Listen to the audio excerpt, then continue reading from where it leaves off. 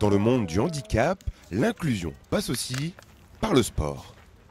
Samedi dernier, les Champs-Élysées de Saint-Quentin accueillent une cinquantaine de compétiteurs sourds et malentendants pour disputer une compétition. Un événement organisé par le club local Saint-Quentin Pétanque. On est sur un concours handisport malentendant qui réunit au jour d'aujourd'hui 24 équipes venues de tous les Hauts-de-France. Il y a la région parisienne, la Belgique, Lille, Hénin-Beaumont, Amiens et d'autres. C'est une préparation au championnat régional handisport sourd et on tenait à le faire. On est le premier club du département à faire une compétition et d'avoir une section handisport dans notre club. Et donc là, on a fait une première approche en fin de compte de la pétanque sourde.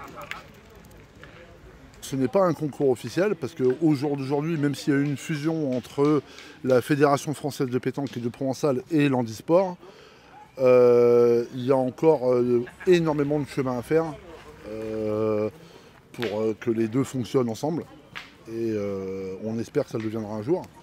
Mais pour l'instant, non, ce n'est pas un concours officiel. Par contre, il va y avoir une compétition qui va être officielle là dans très peu de temps, qui sera le championnat régional sourd.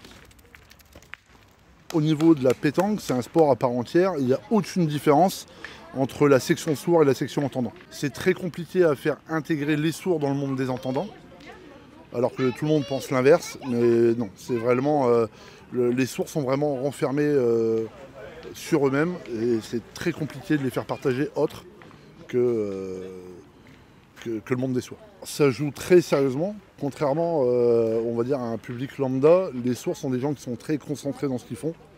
Ils ne sont pas perturbés par le bruit, ils sont perturbés par la gestuelle de tout ce qui peut se passer autour, mais pas par le bruit.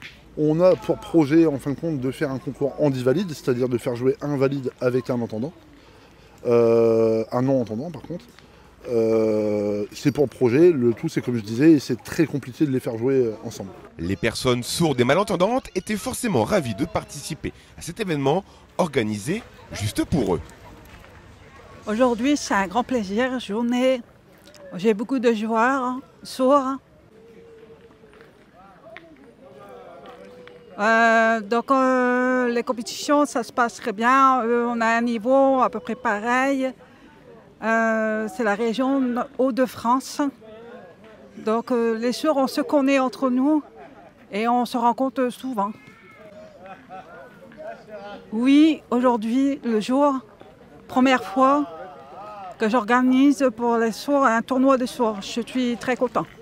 Dans la lignée des Jeux paralympiques qui viennent de s'achever, ces compétitions commencent à faire leur apparition dans un seul et unique but, celui de favoriser l'inclusion des personnes en situation de handicap.